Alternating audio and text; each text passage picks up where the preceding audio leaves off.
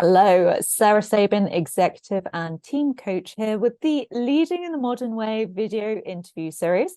And I am very excited to have with me here today Eric Schaffer, who is partner at RCT Ventures. Eric, welcome to the series. And would you like to briefly introduce yourself to my audience?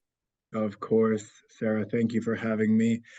I'm an American-born, Singapore-based commercial real estate generalist turned prop tech enthusiast.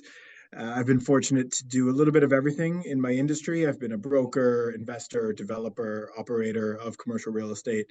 And for the last 5+ years have been very focused on innovation in the space and technology within commercial real estate, which has me in my current role at RCT investing in and advising startups and scale-ups in the space, as well as established commercial real estate owners, operators, developers on technology implementation and innovation more broadly. Thank you for explaining that. And, I'm curious. With what you're currently doing, what made you want to come in and do something around this advisory capacity for startups and scale-ups? So the space, real estate, technology and innovation, built world technology, prop tech, it goes by a few names, but anywhere in the world, it is, consistent in that it's quite early days and the early stages of this nascent industry, and particularly so in Asia Pacific, where I'm based and where I've been for most of my career. So my last role, I was the Asia CEO for a UK-based real estate technology company, so a provider of actual solutions to the industry, which was fantastic. But as I was sort of on the front lines, I realized that there are many issues and solutions that are needed for the industry. And a great way to sort of access those and support the ecosystem more broadly is with capital to invest and through advisory. So that's what led me to sort of being in this space now. Okay. And what are some of the common challenges that you see happening in this space for entrepreneurs? Common challenges for entrepreneurs in this space. Well, the real estate industry is sort of notorious for being a challenging one to sort of implement tech quickly and at scale, in large part for reasons that will be familiar to most. It's bricks and mortar, it's long-term buildings that don't move and struggle to change very quickly, and the same goes for the organizations that compose the industry. So that's one of the bigger challenges for many innovators, is adapting to that slower pace and rate of adoption for a lot of innovation. And the fact that for say, unlike fintech or some of the other industries we've seen broadly sort of innovated on in the last many years, it can be very capex intensive, right? So if you say, I'll have a new green concrete solution, well, that isn't going to exactly get you SaaS type of returns, which is what a lot of the VC ecosystem is built around, sort of investing in and chasing. So I'd say those are sort of the big sectoral challenges.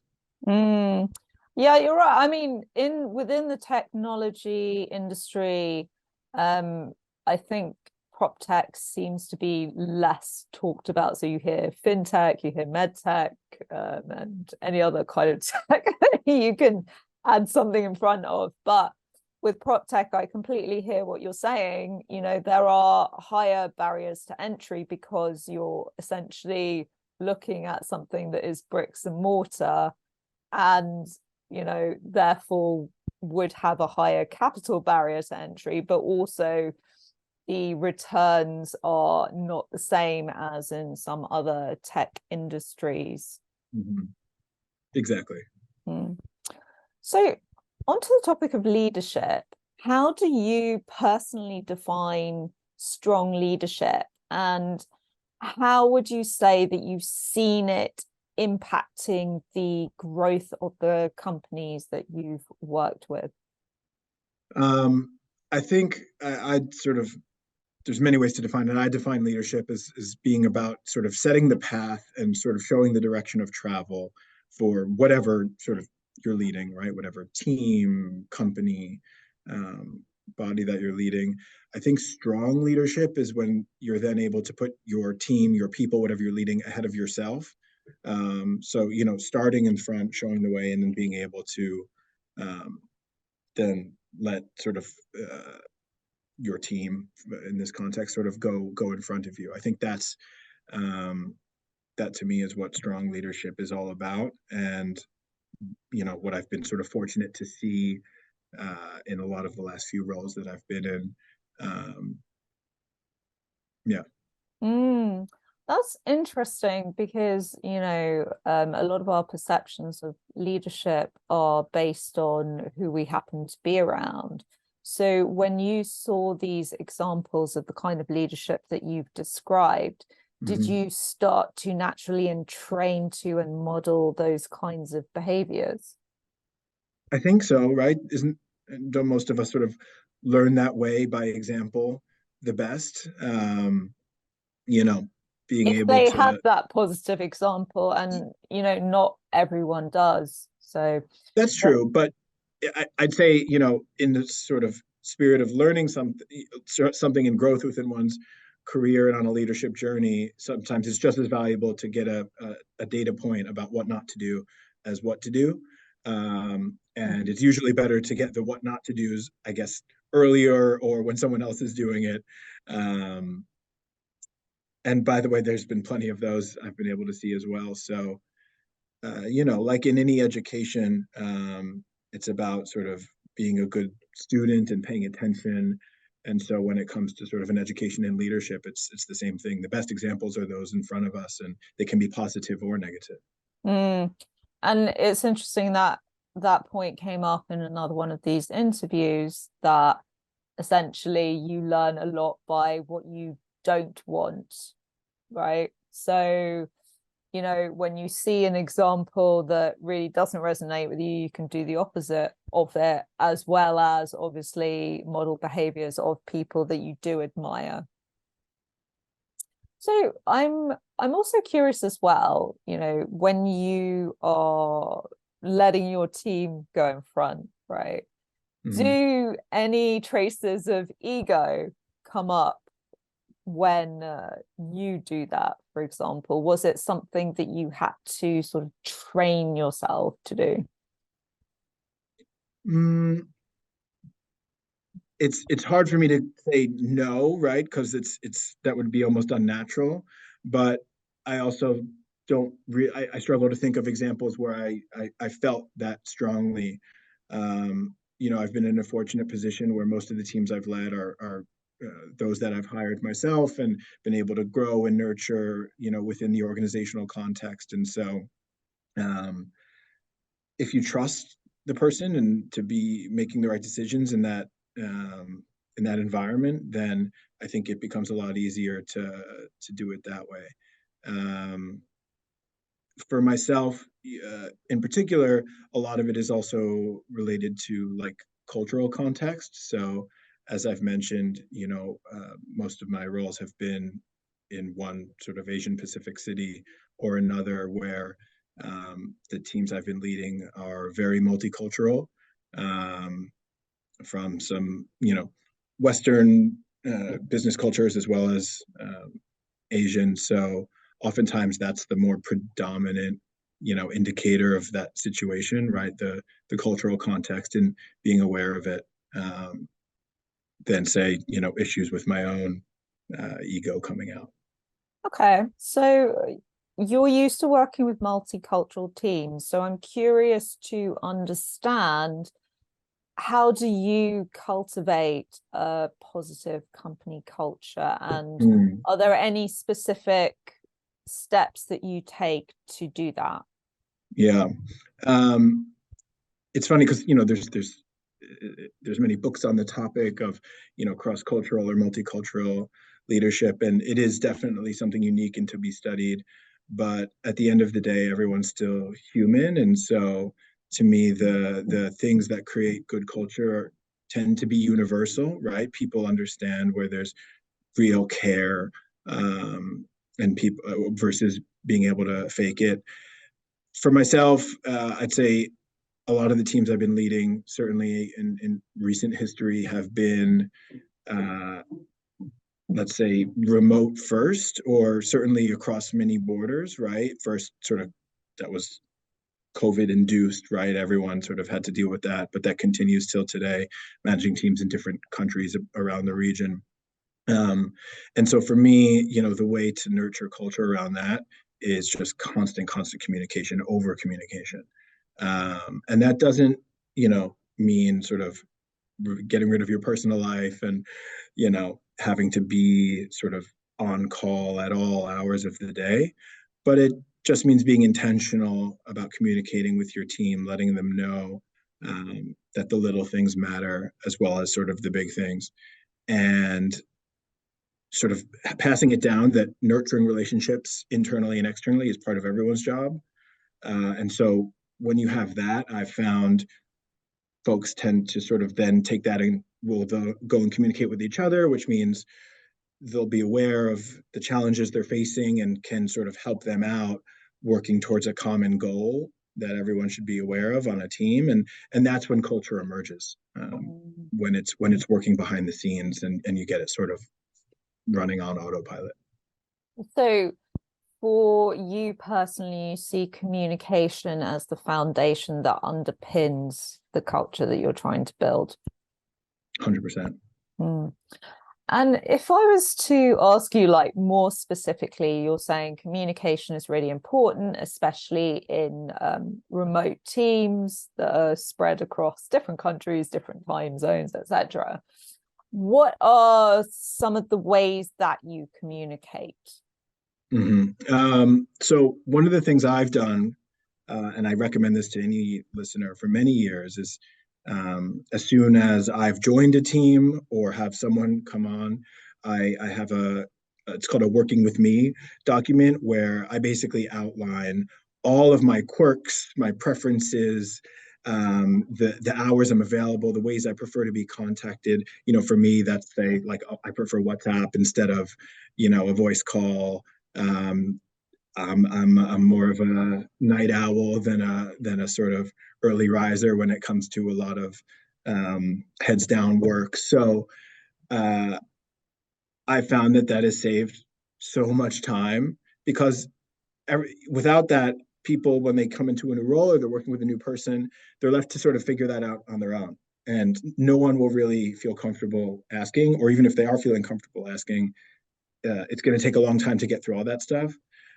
So yeah, it's like a 3-page document that everyone gets as soon as they start working with me. And that's one of the ways to just cut right to the chase and let everyone feel comfortable. And I've seen folks take that and start using it themselves. And um, it's something that you'll have to do either way, but a lot of people don't think like, oh, I can just get this out of the way early. I actually love that idea.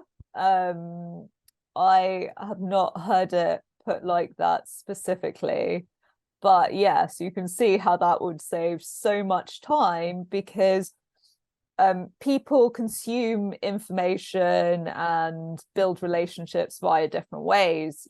Some might be purely asynchronous communication, so Slack, WhatsApp, whatever it is. Some people like to actually have a conversation.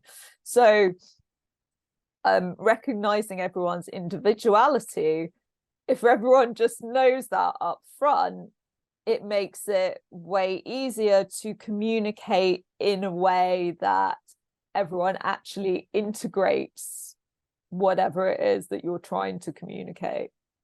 Yeah, 100%. And I because I've put it in writing, uh, that means, and there's been times where it's do as I say, not as I do. It's not always the easiest to follow, but as long as my team is able to follow that, I can't turn around and say, you were miscommunicating. Like, actually, this is what I said I wanted. So just because I was having like a bad time that day when you called, that's actually on me, not on you. Mm, Uh, so it's yeah, a great thing to do. yeah, my bad. Yeah. Um, so, Eric, I'd love to know more about how you have invested in yourself as a leader and what active steps you take to grow and evolve as you go Mhm. along. Um, so everyone's familiar with like a company having a board. I think some advice I got early in my career was you need to have your own board as well, your own personal board. Be that as mentors in the traditional sense, but also in the non-traditional sense, like peer mentors, folks that are junior to you. Having just a sounding board of people outside your own organization that you can sort of trust and grow with along the way. Uh, and then for myself, recently it's because I'm in the innovation space. It's been a lot easier to invest in myself as a leader because for me that just means like constantly learning new things, new industries, and so I'm naturally usually at a lot of networking events, demo days, things where people are explaining sort of the cutting edge of what's going on in a lot of fields and a lot of industries. And for me, that's often sparks a natural curiosity that will sort of lead to growth. So uh, it's more sort of, I guess, informal recently, but something that I still am able to focus on every day. Mm. So I'm hearing two things. There's the surrounding yourself with people element, and there's the kind of natural curiosity for learning, which feeds into being able to innovate. Mm. And if we look at the first one of those, I just want to pick up on something you said, which is, well, I'm paraphrasing here, but we learn from people at different levels to us. So it's a mentor is traditionally thought of as someone ahead of us, and 100% that's true and it has its value, but also there is so much to learn from our peer group and people that are more junior to us as well, because the more you surround yourself with different types of people, the more you have that diversity of thinking that is very hard to get if you're always in your own head all the time or always surrounded by people like you all the time. Exactly. So, final question, Eric. If you could go back and talk to your 20-year-old self, what one piece of advice would you give to him? Mm. That's a great question. Stay curious, uh, aggressively maintain relationships. And what I mean by that is, I'm sure many of your listeners will be well aware that, your network is everything and the people you surround yourself with and that you sort of have in your career end up defining it. And I've certainly been a big beneficiary of that, but nobody's perfect. And so I think of all the relationships of people I met once or twice, back when I was 20 or over those years, and then didn't say, ensure I invested in it by checking in every once in a while. And that's just sort of missed opportunities. But the main thing I would remind my 20-year-old self of is that luck isn't a thing that just happens. I think it's a really important thing that we all are aware of and talk about people getting lucky. But I think the common understanding of it is, well, luck just happens to people. But actually, it doesn't. It's something that's cultivated and something that comes when someone puts themselves in situations that make themselves more likely to get lucky. And so if I think on, the successes I've had in my career, I can draw each single one of those to a specific point where I would say I intentionally increased my likelihood of luck and then still got lucky. But yeah, to constantly think about how you can make yourself more likely to be lucky. I haven't heard that one before, and I like that one.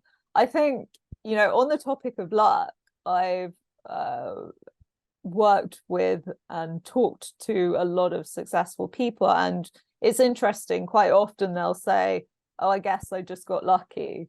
And then when you dig down into it, as you say, they created their own luck through hard work, a lot of resilience, a lot of sort of pushing the comfort zone way out there. And then through doing that, yes, they got lucky, but it's not as if they were sitting at home on their sofa waiting for things to happen. Exactly. Okay. Thank you so much for this interview, Eric. I've really enjoyed this conversation today. Thank you, Sarah. Likewise. And to my listeners, I hope that you've enjoyed this conversation as well. If you would like to take part in the Leading in the Modern Way video interview series, please do reach out to me. Thanks. Bye for now.